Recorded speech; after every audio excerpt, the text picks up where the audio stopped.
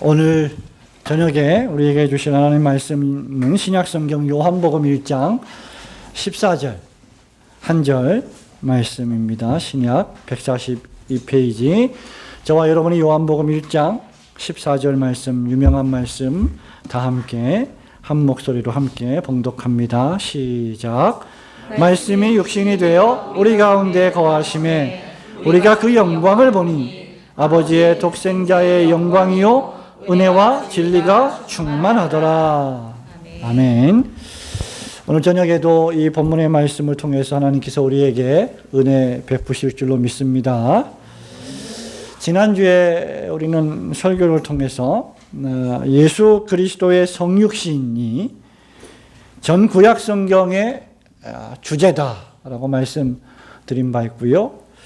신약 성경은 바로 그 성육신하신 예언의 성취이며 재림의 약속이기도 하다. 구약에서 예언된 그리스도께서 신약에서 그 예언의 성취로 오셨으며 또 그분이 부활승천하셔서 하나님 보좌 우편에 계시고 있는데 이제 다시 오실 것이라고 하는 약속이 기록된 말씀이 신약 성경이다라고 말씀을 드린 바 있습니다.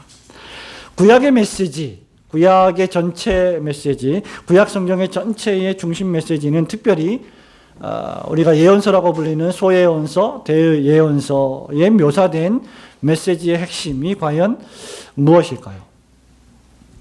우리가 얼마 전 사사기 설교를 여러분 기억하시겠습니다마는 그 사사기 설교에서 들었던 메시지에서도 그 힌트가 제시되었는데요. 바로 죄에 대한 하나님의 심판입니다.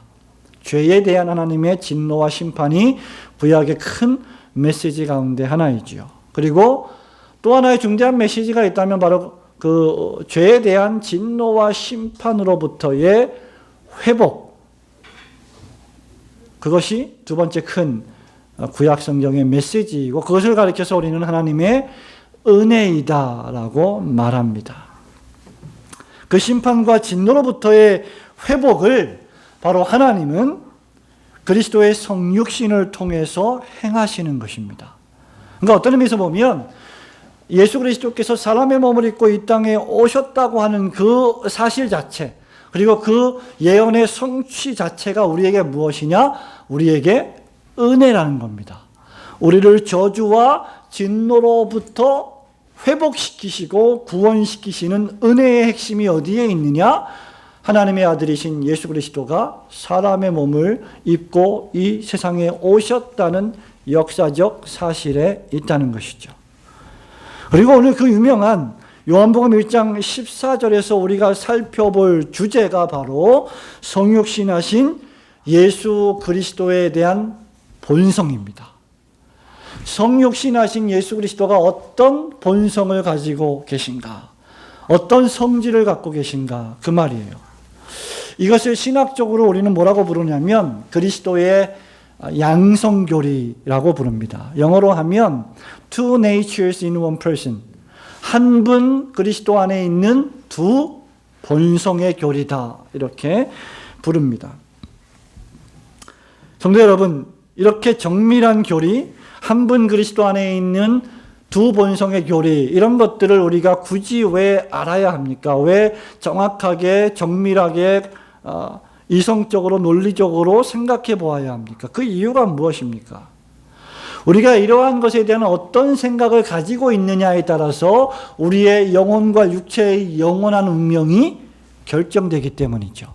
그러니까 우리의 구원이라는 것은 단순히 감정에 좌우되지 않습니다. 저와 여러분의 구원이라고 하는 것은 어떤 황홀한 상태에 좌우되는 것이 아니라 우리가 복음을 어떻게 이해하고 있느냐에 따라서 좌우됩니다. 그렇기 때문에 이 두 가지 본성이 한 분 그리스도 안에서 인격적으로 통합되고 연합되어 있다는 것의 의미를 우리는 생각해 보아야 합니다. 요한복음 1장 14절에서 우리가 방금 읽었는데요. 이 제가 말씀드린 한 분 그리스도 예수 안에 있는 두 가지 본성의 교리, 이 교리가 어떻게 표현되어 있습니까? 여러분 요한복음 1장 14절 보세요. 한 분 그리스도 예수 안에 있는 두 본성의 교리가 말씀이 육신이 되어라고 하는 세 단어에 요약되어 있습니다. 말씀이 육신이 되었다는 것이 도대체 저와 여러분에게 무슨 의미가 있습니까? 말씀드린 바와 같이 이 말은 엄청난 의미입니다. 우리가 믿는 예수가 누구시느냐에 따라서, 즉 우리가 어떤 예수를 믿느냐에 따라서 우리의 영원한 운명이 달라질 것이기 때문입니다. 오늘 저녁에 베이직 신앙 고백서 19번째 시간으로 그리스도의 신성과 인성에 대해서 살펴보면서 하나님께서 우리에게 준비해 주신 은혜를 함께 나누기를 소원합니다. 그리스도의 신성과 인성 첫 번째는요, 예수 그리스도께서 한 인격 안에 두 본성, 즉 신성과 인성을 지니셨다는 말씀입니다. 14절 말씀 다시 한번 읽어볼까요? 말씀이 육신이 되어 시작. 말씀이 육신이 되어 우리 가운데 거하심에 우리가 그 영광을 보니 아버지의 독생자의 영광이요 은혜와 진리가 충만하더라. 아마 여러분들은 이 말씀을 수없이 많이 읽으셨을 겁니다. 그리고 설교도 들으셨을 것입니다. 그런데 이 한 절 말씀에 담겨있는 어마어마한 의미는 아무리 많이 읽고 아무리 많이 들어도 지나치지 않을 정도로, 충분하지 않을 정도로 풍성한 은혜가 이 속에 담겨져 있음을 우리는 생각해야 합니다.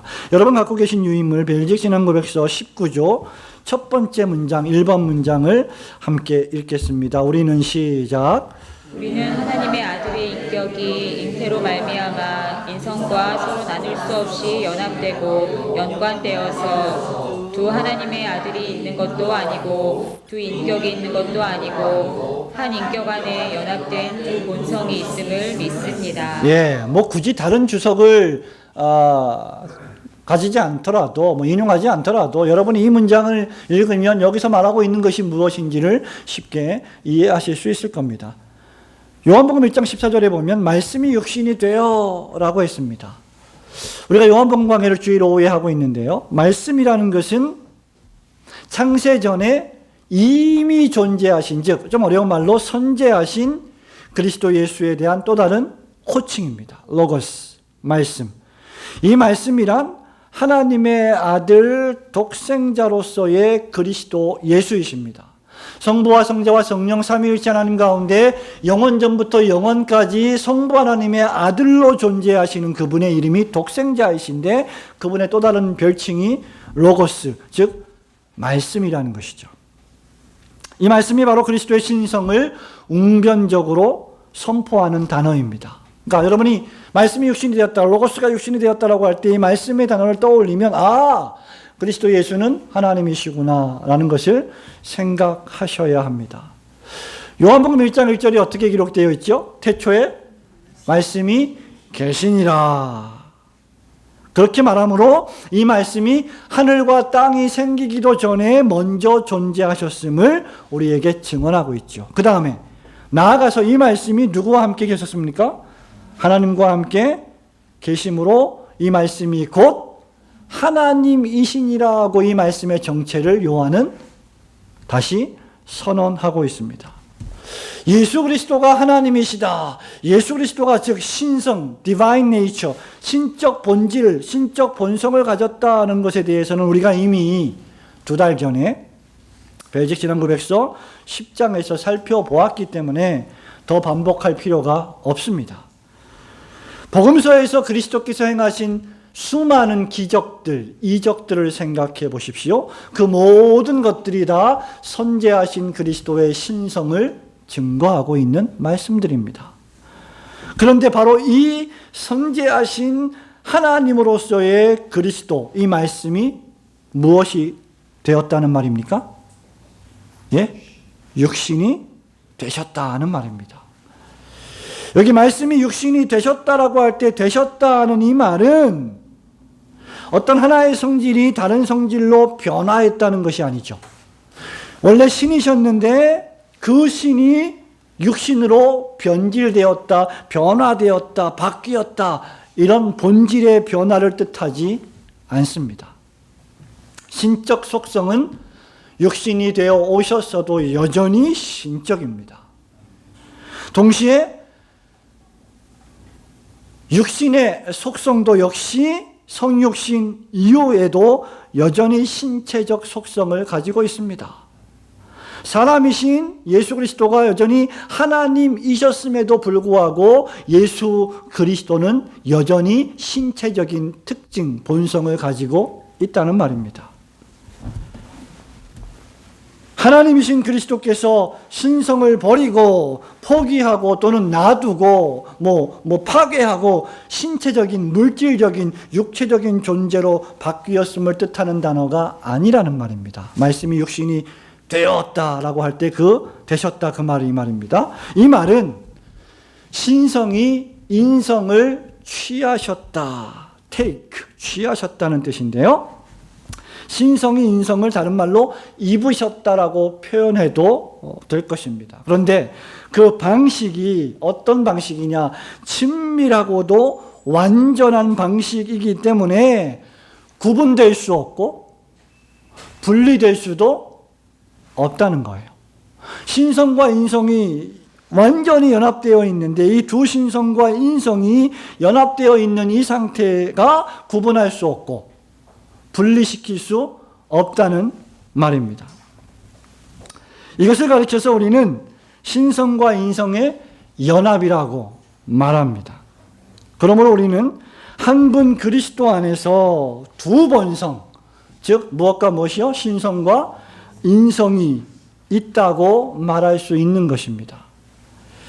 그래서 복음서에 보면요, 사람의 몸을 입고 오신 예수 그리스도께서 저와 여러분처럼 입을 가지고 어떻게 해요? 말씀하시고 행동하시고 살아가십니다. 그런 모습을 우리는 볼 수 있죠.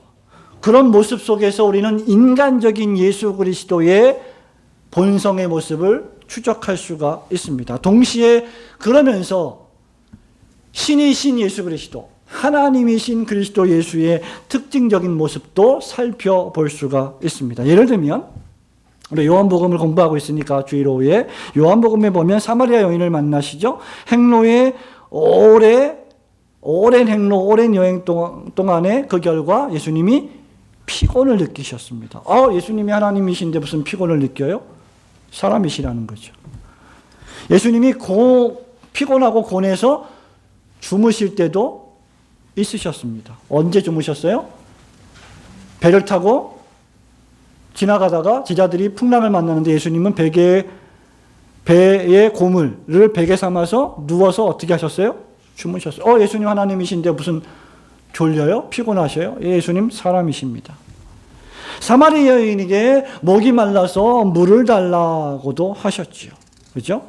마귀에게 시험 당하실 때 광야에서 40일 동안 금식하셔서 배고픔을 느끼기도 하셨습니다. 마태, 마가, 누가복음, 요한복음, 사복음서에 동일하게 기록되어 있는 말씀들이죠. 그리스도께서는 또한 우리가 앞으로 살펴보겠지만 죽은 지 나흘이나 지나서 냄새가 푹푹 나는 그 나사로의 죽음 앞에 슬퍼하는 사람들을 보고 분노하기도 하셨고 눈물을 흘리셨고 예루살렘, 배역하는 예루살렘을 바라보면서 슬피 울기도 하셨습니다. 그죠? 이런 말씀들을 통해서 우리는 다음과 같은 결론을 내릴 수가 있는 겁니다. 예수 그리스도는 우리 벨직 신앙고백서에서 표현하고 있는 것처럼 첫 번째로 두 사람이 아니라는 것이죠. 예수님은 한 분이십니다. 예수님은 두 분이 아닙니다. 두 번째로 그렇다고 해서 한 분 예수님 안에 두 인격을 가지고 있지도 않습니다. 두 인격의 소유자도 아니라는 말입니다. 세 번째는 예수 그리스도는 두 본성을 지니신 한 분이시다라는 말입니다. 그리고 마지막 네 번째로 이 두 본성이 긴밀하게 연합되어 있어서 구분하거나 분리할 수 없다는 것입니다. 이것을 우리는 뭐라고 불러요? 위격의 통일이라고 부릅니다. 쉬운 말로 하면 영혼은 육체가 아니고 육체는 영혼이 아닙니다. 분명히 영혼과 육체는 우리가 구별할 수 있습니다. 그러나 저와 여러분이 육신과 영혼, 육체와 영혼을 구분할 수 있습니까? 육체와 영혼을 분리할 수 있습니까? 결코 분리할 수 없습니다. 분리되지 않게 연합되어 있습니다. 디모데전서 2장 5절에서 바울이 디모데에게 이렇게 말하지요. 하나님은 한 분이시요 또 하나님과 사람 사이에 중보자도 어떻게 해요? 한 분이시니 곧 사람이신 그리스도 예수라. 하나님과 사람의 중보자가 되시는 그 그리스도, 그 하나님께서 사람이시다, 그 말입니다. 거듭 강조할 말씀은 예수님이 참 사람이시자 참 하나님이시라는 것입니다. 그리고 결론 부분에서 제가 말씀드리겠습니다마는 이것이 바로 타락한 인류를 향한, 저와 여러분을 향한 가장 복된 소식, 즉 복음입니다. 말씀이 육신이 되셨다는 사실 말입니다. 이것이 바로 타락한 인류를 향한 가장 복된 소식으로서의 복음의 핵심입니다. 말씀이 육신이 되셨다는 것은 하나님 편에서 볼 때는 지극히 하나님이신 예수 그리스도께서 낮아지신 수치이지만 범죄하여 타락한 저와 여러분에게 있어서는 지극히 복된 소식입니다. 이것 때문에 저와 여러분이 죄와 진노와 심판과 죽음으로부터 구원을 얻을 수 있게 되었기 때문입니다. 그리스도께서 참 하나님이시자 참 사람이심을 굳게 믿으시고 우리를 위하여 낮아지신 그리스도 예수의 성육신에 감사하시는 성도들이 되시기를 축원합니다. 그리스도의 신성과 인성, 두 번째로요, 그리스도의 이 두 본성의 교리는 전 성경의 증언이자 동시에 죄인된 저와 여러분이 가히 완전히 이해할 수 없는 신비입니다. 다시 한번 14절 말씀을 함께 읽겠습니다. 요한복음 1장 14절 시작. 말씀이 육신이 되어 우리 가운데 거하시되 우리가 그 영광을 보니 아버지의 독생자의 영광이요 은혜와 진리가 충만하더라. 예, 저는 여러분이 이 요한복음 1장 14절의 말씀을 수시로 읽고 묵상하시기를 바랍니다. 아무리 우리가 이 말씀을 자주 읽어도 이 말씀에 담겨있는 그 은혜의 깊이와 넓이를 우리는 다 가히 짐작할 수가 없습니다. 가지고 계신 유인물 벨직 신앙고백서 제19장 2번 문장을 한번 같이 읽겠습니다. 각각의 본성은 시작. 각각의 본성은 그 자체의 독특한 속성을 가지고 있습니다. 즉 그분의 신성은 시작한 날도 없고 끝도 없이 항상 창조되지 않은 상태로 남아있고 하늘과 땅에 충만합니다. 그분의 인성도 그 자체의 속성을 상실하지 않았습니다. 그분의 인성은 시작된 날이 있고 창조되었습니다. 그분의 인성은 유한하고 참된 몸의 모든 속성을 다 가지고 있습니다. 자, 사도 요한은 1장 14절에서 말씀이 육신이 되셨다라고 했는데 제가 여러분에게 묻겠습니다. 이 육신은 도대체 어디서 온 것입니까? 눈에 보이지 아니하시는 하나님의 아들 예수 그리스도께서 사람이 되셔서 눈에 보이는 형체로 오셨는데 이 예수의 육신은 어디서 온 것입니까? 그것은 이미 우리가 지난주에 살펴본 바와 같이 성령 하나님께서 그리스도의 육신을 여자 동정녀 마리아의 몸 안에서 준비하심으로 성령으로 잉태되었다라고 우리는 지난주에 배운 바가 있습니다. 그렇게 하실 때 성령께서 남자를 알지 못하는 여자 마리아의 몸 안에서 성령으로 예수의 육신을 준비시키실 때, 즉 만드실 때 예수의 신체가 죄에 오염되지 않고 부패하여 타락하지 않게 지키시고 섭리하셨다는 것입니다. 즉 성부와 성령께서 친히 준비하신 몸이십니다. 이런 그리스도의 성육신을 전 구약의 선지자들이 예언한 말씀입니다. 성령께서 그리스도의 육신을 동정녀 마리아의 몸에서 준비시키셨다. 이 말을 가히 저와 여러분이 어떻게 이해할 수가 있겠습니까? 그 어떤 과학자가, 그 어떤 철학자가 이 위대한 신앙의 선포, 이 위대한 하나님의 말씀의 선포를 이해하여 설명할 수가 있겠습니까? 그 어떤 사람이 여러분에게 이 말씀을 그럴듯하게 설득력 있게 말해서 여러분들을 그리스도의 신앙으로 이끌어 오도록 설복시킬 수 있겠습니까? 그렇기 때문에 이 성육신 교리는 신비라는 것입니다. 바울은 복음의 진수가 담긴 로마서 1장 3절에서 어떻게 말하고 있지요? 그의 아들에 관하여는, 지금 바울이 로마서 1장에서 복음에 대하여 설명하는데, 이 복음에 대하여 말할 것 같으면 3절에 그의 아들에 관하여는 육신으로는, 그 다음에 뭐라고 기록되어 있죠? 뭐라고요? 다윗의 혈통에서 나셨고 라고 했습니다. 다윗의 후손, 사람의 아들로 오셨다는 것이죠. 다윗의 후손, 즉 인류의 혈통으로 오셨다는 말입니다. 이것이 전 성경에 예언된 사실이기도 합니다. 신명기 18장 15절에 보면 모세가 이렇게 말합니다. 내 하나님 여호와께서 너희 가운데 너의 형제 가운데 한 사람을 너를 위하여 일으킬 건데 나와 같은 선지자 하나를 일으키시리니 너희는 그의 말을 들을지니라. 누구 가운데? 너희 가운데.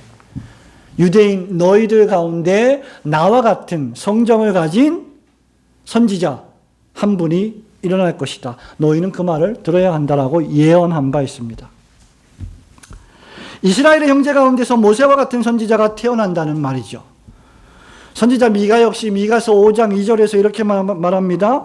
베들레헴 에브라다야, 너는 유다 족속 중에 작을지라도 이스라엘을 다스릴 자가 너에게서 내게로 나올 것이라. 그의 근본은 상고의 영혼에 있느니라. 이스라엘 민족 중에서 메시아가 탄생하실 텐데 그분은 정체가 근본 상고의 태초다. 영원하신 분이시다. 하나님이시다. 그 말입니다. 결국 바울은 갈라디아서 4장 4절에서 뭐라고 말했죠? 때가 참에 하나님이 그 아들을 여자에게서 나게 하셨다 라고 했습니다. 그 결과가 무엇입니까? 마태복음 1장 21절에 아들을 낳으리니 이름을 예수라 하라. 이는 저가 자기 백성을 그들의 죄에서 구원할 자이심이라 하니라고 했습니다.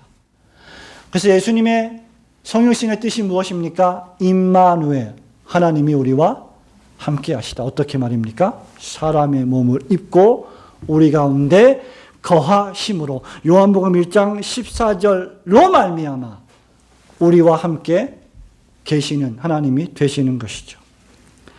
여러분, 이처럼 그리스도의 성육신과 두 본성은 전 성경에 예언되었고 성취되었습니다. 수많은 제자들이 그리스도의 신성과 인성을 목격하고 증언했습니다. 2000년 전에 예수님과 함께 식사하고 예수님과 함께 잠을 자며 동락한 제자들이 있었습니다. 오늘 본문대로 하면 그분이 우리 가운데 거하셨다라고 했습니다. 함께 먹고 함께 마시고 함께 웃고 함께 울고 함께 말하고 가르치시고 함께 사셨습니다. 그리고 제자들이 그분의 영광을 보았습니다. 사도 요한도 그 영광을 목격했습니다. 아, 이분은 뭔가 비범한 분이구나. 아, 이분은 그저 사람이 아니시구나. 아, 이분은 그저 우리와 같으신 것 같은데 또 어떤 경우에는 대단히 다르시구나 라는 것을 목격했습니다. 언제 보았습니까? 마태복음 17장, 마가복음 9장, 누가복음 9장 보면 베드로, 야고보, 요한이 변화산상에 올라갔습니다. 산에 올라갔는데 그 산에서 예수님이 엄청난 광채를 발하며 그 옷이 마치 흰 옷처럼 빛이 번쩍이는 모습을 보아서 그 산의 이름이 변화산이 되었습니다. 거기서 베드로는 초막셋을 짓겠다라고까지 말했던 것이죠. 제자들은 그리스도의 영광을 보았습니다. 그럼에도 불구하고 유대인들은 요한복음 1장에 보면 예수님을 믿지 않았지요. 예수님을 영접하지 않았습니다. 그러나 1장 12절에 보면 영접하는 자들에게는 하나님의 자녀가 되는 권세를 선물로 주시겠다고 약속하셨습니다. 말하자면 그리스도의 성육신과 이 두 본성 교리는 전 성경에 예언되었고 성취되었지만 수많은 사람들이 믿지 않는 것처럼, 이해하지 못하는 것처럼 저와 여러분이 논리적으로 지성적으로 완전히 다 이해할 수 없는 신비입니다. 그래서 저와 여러분에게는 이것을 이해하고 받아들일 수 있는 강력한 무기가 필요한데, 그것이 바로 믿음이라는 것입니다. 그리고 이 믿음은 하나님이 우리에게 주권적인 역사하심을 통하여 주시는 선물입니다. 그래서 이 믿음을 주셔서 아무에게도 아버지께로 이끌지 아니하시면 아무라도 내게 올 수 없다라고 우리 예수님이 말씀하셨듯이 이 믿음이 없으면 그리스도 앞에 나올 수가 없는 것입니다. 이런 것을 억지로 풀고 해석하려다 믿음 없이 설명하고 설교하려다가 종종 멸망에 빠지고 이단이 되는 경우가 있다라고 베드로는 베드로후서 3장 16절에서 말한 바 있지요. 그 대표적인 경우가 역사 속에 보면 주후 약 4, 5세기경에 활동했던 유티커스라고 하는 이단과 네스토리우스라고 하는 이단 두 명입니다. 간단하게 말해서 유티커스는 신성과 인성, 이것이 결합되었다. 그래서 신성과 인성이 결합되어서 신성도 아니고 인성도 아니고, 즉 하나님도 아니시고 사람도 아닌 어떤 새로운 본성을 만들어내었다. 새로운 본성으로 변화되었다. 이상한 존재가 되었다라고 주장하는 것이 유티커스 이단입니다. 이걸 전문적인 용어로 터티움 코이드라고 말해요. 제3의 본성. 사람도 아니고 하나님도 아닌 이상한 존재로 변했다라고 주장하는 것입니다. 이런 방식으로 유티커스는 그리스도를 사람도 아니시고 하나님도 아닌 어떤 존재로 바꾸어 버렸습니다. 역사상에 존재했던 인물입니다. 또 한 명, 네스토리오스는 5세기경에 활동했는데, 이 네스토리오스는 그리스도의 양성, 즉 신성과 인성이라고 하는 본질이 완전히 구분되어 있다. 연합될 수가 없다. 완전히 분리된다라고 주장했던 인물입니다. 한 분 그리스도 안에 어떤 인격이 있느냐? 하나님의 인격이 있고 신성의 인격이 있고, 또 어떤 인격이 있느냐? 사람의 인격이 있다. 그리고 이 두 가지 인격이 동시에 존재하는데 이 두 인격은 연합되지 않는다라고 주장하는 사람이 네스토리우스예요. 결국 이런 이단은 그리스도를 두 인격의 소유자 또는 다중인격자로 만드는 어리석음을 범하는 겁니다. 그리스도의 인격은 결코 분리되어 존재하지 않습니다. 왜 이런 설들이 나옵니까? 바로 이 신비의 교리를 믿음으로 받아들이지 않고 성경이 선포하고 설명하는 그대로 인정하고 받아들이지 않고 그것을 나름대로 합리적으로 설명하려고 노력하기 때문입니다. 신비는 늘 말씀드리지만 신비인대로 두어야 합니다. 성경도 이 두 가지 교리를 선포할 뿐이지 조화시키지 않고 있습니다. 여러분의 이해와 여러분의 받아들임을 바라지도 또는 설득하려고 노력하지도 않습니다. 있는 그대로 선포할 뿐입니다. 결국 이 유티커스와 네스토리우스 두 사람은 4세기, 5세기경에 열렸던 교회의 공의회, 총회, 에베소 공의회, 콘스탄티노플 공의회, 칼게톤 공의회에서 모두 다 이단으로 정죄되었습니다. 자, 말씀이 육신이 되었다라고 할 때 그것은 신성이 어떤 물질처럼 인성에 침투해서 인성을 제어하거나 조종하거나 변화시킨 사건이 아니라는 겁니다. 그 반대로 신성이 인성과 결합함으로 말미암아 신성이 무언가 수준 낮은 인성으로 혼합되거나 변화되지도 않았다는 말입니다. 그래서 우리는 첫 번째 대지에서 설명했던 결론을 다시 확인할 필요가 있습니다.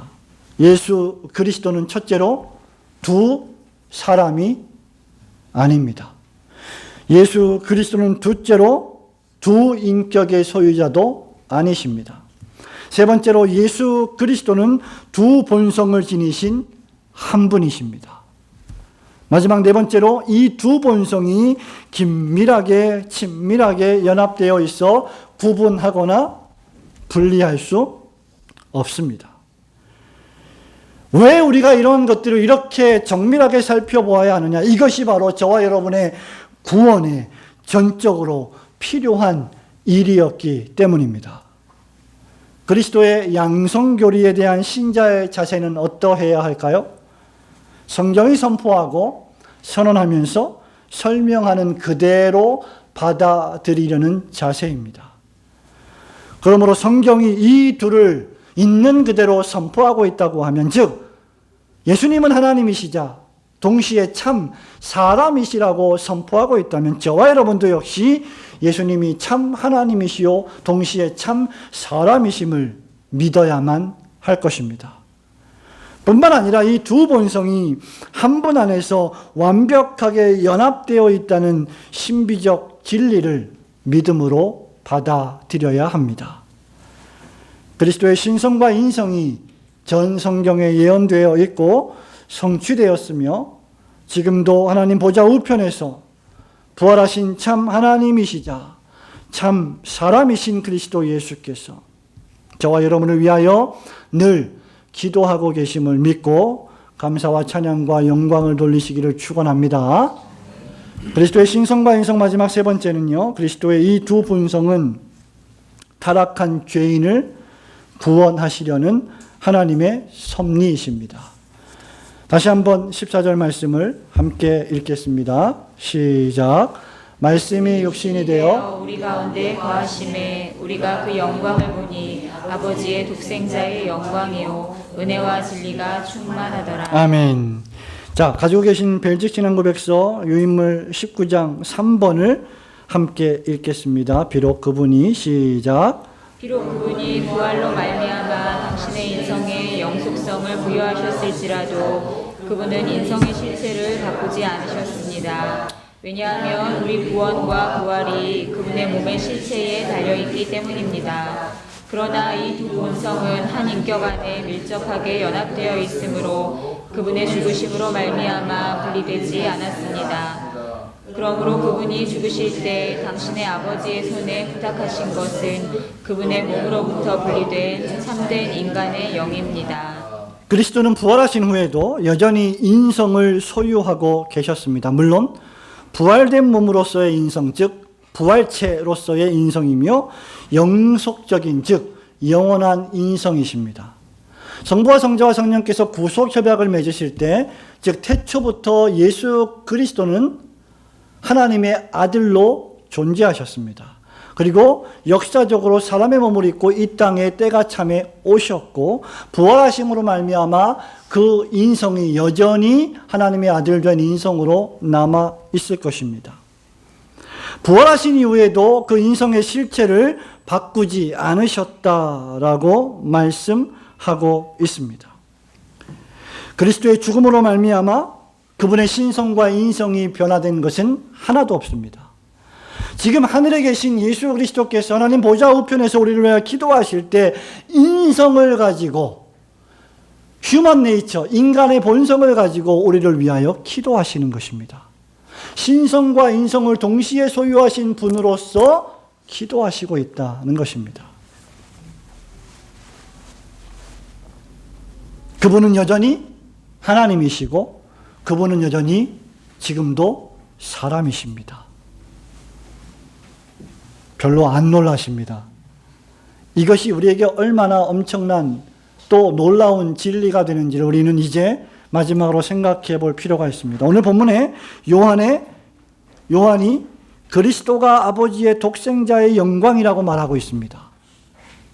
또 우리가 그분을 보니까 아버지의 독생자의 영광이요 뭐가 충만합니까? 은혜와 진리가 충만하다고 선포하고 있습니다.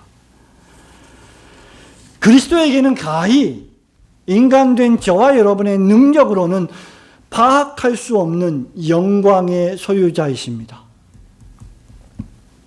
그리스도라고 하는 분은 가히 저와 여러분이 소유하지도 못하고 스스로의 지혜로는 도달할 수도 없는 은혜와 진리로 충만하신 분이십니다. 그래서 광채가 나시는 분, 본래 그분의 영광을 제자들이 보았을 때 눈이 멀 수밖에 없는, 다메섹 도상에서 변화되기 이전에 바울이 사울이었을 때 예수 그리스도의 부활의 모습을 보았을 때 눈이 멀 수밖에 없는 그 영광입니다. 벨직 신앙 고백서는 아버지의 독생자의 영광이시요 은혜와 진리로 충만하신 분이 왜 낮고 낮은 사람의 몸을 입고 이 땅에 오셨는지를 여러분이 읽으신 다음과 같은 한 문장으로 고백합니다. 우리 구원과 우리 부활이 그분의 몸의 실체에 달려 있기 때문입니다. 왜 예수님이 사람의 몸을 입고 이 땅에 오셔야만 했는가? 날 구원하고 날 부활시키기 위해서 필요했다는 것입니다. 다시 말하면 그리스도의 신성과 인성이 동시에 우리의 구원과 부활의 조건, 그것도 절대 필요 조건이라는 말입니다. 그것이 왜 어떻게 우리의 조건이 됩니까? 지난주에 우리가 잠시 살펴본 바가 있지만 그리스도는 인간의 범죄로 말미암아 임한 저주와 진노로서의 죽음인 사망을 당하셔야만 했습니다. 따라서 인간의 죄를 짊어지기 위해서는 그분이 사람이셔야만 했던 것이죠. 죄의 싹슨 로마서 6장 23절에 사망이라고 했습니다. 그것이 율법의 요구예요. 그러니까 범죄한 자는 당연히 죽어야 합니다. 그렇기 때문에 그 범죄의 값을 치르려면, 즉 율법의 요구를 이루려면 사람이 죽어야 됩니다. 대신. 그래서 그리스도께서 사람이 되어 오셨다는 것입니다. 뿐만 아니라 동시에 그리스도는 하나님의 엄청난 진노를 초래하는 한 사람의 죄가 아니라 수많은 인류의 죄를 짊어지셔야 했기 때문에 단순히 한 사람이 아닌 참 하나님이셔야만 했습니다. 하나님 아버지의 그 어마어마한 진노와 저주와 형벌을 감당하시고 스스로 제물이 되시며 스스로 제사장으로 오실 수밖에 없었던 그분, 그래서 그분이 하나님이셔야만 했던 이유가 여기에 있는 것입니다. 뿐만 아니라 죄 가운데 예수님은 십자가에서 바로 여러분을 위하여 그 죄를 짊어지시고 죽으셨습니다. 무덤에 장사 지냈습니다. 장례를 다 치렀어요. 죽어버렸습니다.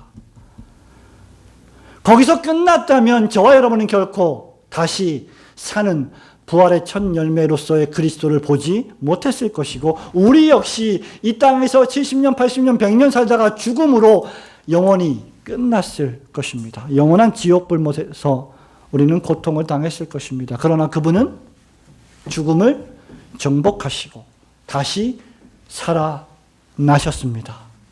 이것을 믿는 것이 기독교요, 이것을 믿는 것이 신자입니다. 믿으시기를 주님의 이름으로 축원합니다. 죄 가운데 죽으시고 죽으신 지 사흘 만에 죽음과 사망과 저주와 심판을 정복하실 능력의 하나님이셔야 했기에 그는 여전히 사람의 몸을 입고 오셨음에도, 즉 말씀이 육신이 되셨음에도 불구하고 여전히 아버지의 독생자의 영광이요 은혜와 진리가 충만하셔야 했던 것입니다. 말하자면 한 분 그리스도 안에 있는 신성과 인성은 죄인의 구원에 있어서, 즉 여러분의 구원에 있어서 치명적으로 중요한 본성인 것입니다. 벨직 신앙 고백서 19조 마지막 네 번째 문장은 이렇게 말합니다. 이런 이유 때문에 우리는 그분을 참 하나님이시요 참 사람이시라고, 곧 당신의 능력으로 사망을 정복하신 참 하나님이시요 당신의 육신의 연약함에 따라 우리를 위해 죽으신 참 사람이라고 고백하는 것입니다. 성도 여러분, 그분은 사람의 몸을 입고 오셔서 죽으셨고 그분은 다시 살아나셨습니다. 그분은 로마서 1장 3절 4절이 말하는 것처럼 육신으로는 다윗의 혈통에서 나셨고 고난받으셨고 십자가에 죽으셨고 장사 지낸 바 되었고 성결의 영으로는 죽은 자들 가운데서 부활하사 능력으로 하나님의 아들로 다시 선포되셨습니다. 이것이 바울이 말하고 있는 로마 교회에 던지는 복음입니다. 그분은 육신으로 죽으셨고 성령으로 다시 살아나셨습니다. 그리스도는 여러분을 위하여 죽으셨고 여러분을 다시 살리시기 위하여 다시 살아나셨습니다. 이런 방식으로 하나님 아버지께서 불의한 자를 의롭다 칭하시고 그렇게 의롭게 칭하시는 하나님 아버지 자신을 의로운 분으로 우리에게 나타내신 것입니다. 이것을 믿지 않는다면 저와 여러분의 교회 생활은 그저 미신적이며 종교적인 생활로 전락될 것입니다. 누가 적그리스도일까요? 누가 엔타이크라이스트, 누가 적그리스도, 그리스도를 반대하는 사람일까요? 우리는 적그리스도라고 말하면 이단들, 신천지 이렇게 생각할지 모르겠습니다만 저와 여러분이 늘 어떤 질문을 받을 때는 성경적으로 성경에서 말씀하고 있는 본문으로 생각할 필요가 있습니다. 적그리스도에 대하여 가장 많이 말하고 있는 분이 누굽니까? 사도 요한입니다. 사도 요한이 요한일서 4장에서 1절, 2절, 3절에서 뭐라고 말할까요? 여러분 한번 찾아볼까요? 요한일서 4장 1절, 2절, 3절입니다.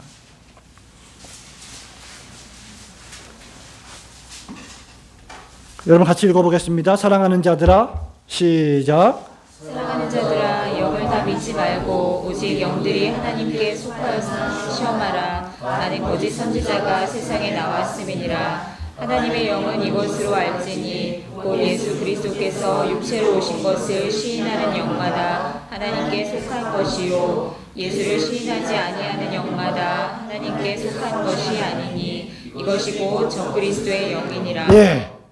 누가 적그리스도입니까? 예수 그리스도께서 육체로 오신 것을 시인하지 않는 사람들은 전부 다 적그리스도입니다. 이처럼 성육신을 믿는다는 것이 얼마나 엄청나게 중요한 것임을 우리는 깨달아야 합니다. 바로 하나님의 영원한 강체시요 은혜와 진리가 충만한 독생자의 성육신을 부정하고 믿지 않는 것, 바로 그것이 적그리스도의 사상입니다. 성육신과 그분의 신성과 인성이라는 두 본성이 죄인의 구원에 치명적으로 중대하기 때문입니다. 하나님은 사도행전 20장 28절에 보면 이렇게 말씀하십니다. 자기 피로 교회를 사셨다. 하나님이 무슨 피가 있습니까? 여러분, 요한복음 4장에 하나님은 어떤 분이십니까? 하나님은 영이시니 예배하는 자가 신령과 진정으로 예배하라고 했죠. 하나님이 영이신데 어떻게 피가 있다는 말입니까? 무슨 피로 자기 교회를 사셨습니까? 예수 그리스도 사람의 몸을 입고 오신 그분의 피로 교회를, 저와 여러분을 사셨습니다. 고린도전서 2장 8절에 보면 영광의 주께서 십자가에서 못 박히셨다라고 바울이 말합니다. 하나님이 십자가에 못 박히셨다. 신성과 인성을 가진 그분이 십자가에 못 박히셨다. 바로 이런 이유 때문에 벨직 신앙고백서를 작성한 귀도 드브레는 그 당시에 생명의 위협을 받는, 목숨을 위협받는 박해와 고난의 시대에서도 이런 치밀한 교리, 이런 정밀한 교리의 구분과 설명에도 건너뛰지 않고 정성을 기울인 것입니다. 우리 그리스도의 신성과 인성이 저와 여러분의 구원에 치명적으로 중대한 요소들임을 깨닫고 날 구원하신 하나님의 섭리와 은혜가 항상 나를 지배하기를 원하며 감사하며 살아가시는 성도들이 되시기를 축원합니다. 성도 여러분, 말씀을 맺습니다. 무엇이 복음입니까? 무엇이 여러분에게 즐겁고 복된 소식입니까? 여러분의 일상사에서 벌어지고 있는 수많은 우울한 생각들, 상황들, 사람들, 관계들, 그 모든 것들이 해결되는 것이 복음입니까? 저와 여러분이 믿는 십자가의 복음이 그 정도의 것입니까? 아니면 그런 것들이 해결되지 않는다 할지라도 예수 그리스도의 십자가 때문에 그 모든 것을 넉넉히 극복하고 이길 수 있게 만드는 것이 복음의 능력입니까? 여러분에게 복음은 무엇입니까? 그리스도께서 참 하나님이시고 그리스도께서 참 사람이시라고 하는 이 사실이 저와 여러분의 평생을 좌우하는 복음이 되기를 소원합니다. 요한이 요한복음 1장 14절에서 목적한 유일한 것이 무엇이냐? 신성과 인성이 한 분 그리스도 안에서 동일되어 있다는 것을 밝히는 것이고, 그것을 신약의 신자들이 보고 듣고 느끼기를 원했던 것입니다. 우리가 보니 아버지의 독생자의 영광이요 은혜와 진리가 충만하더라. 그리고 그것이 바로 복음이라는 사실입니다. 칼빈이 기독교 강요 2권 14장 8항에서 기독교 강요를 쓰면서 이렇게 말합니다. 요한의 유일한 목적은 바로 두 본성이 하나의 위격을 이루었음을 밝히고자 하는 것이었다. 신성과 인성이 한 분 그리스도 안에서 연합되어 있음을 밝히려고 하는 것이었다. 그리고 그것이 우리가 믿는 복음의 실체이다. 성도 여러분, 예수 그리스도는 참 하나님이십니다. 그리고 참 사람이십니다.